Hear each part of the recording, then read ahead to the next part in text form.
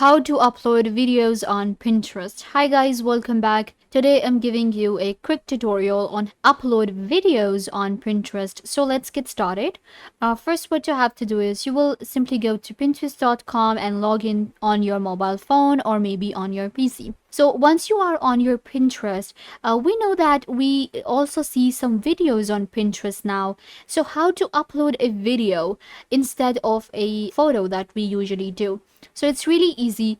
First, what you have to do is, so you will simply go to the create option right here and you're going to click on create pin. Alright, so it will take you right here where we create our pin and we can upload, drag or drop or upload an image or a video. So you just have to click on this option.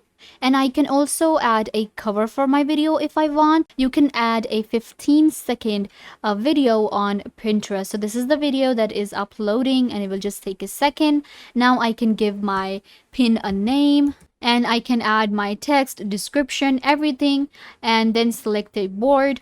Once I have selected the board, then I can just click on save and upload this pin with a video.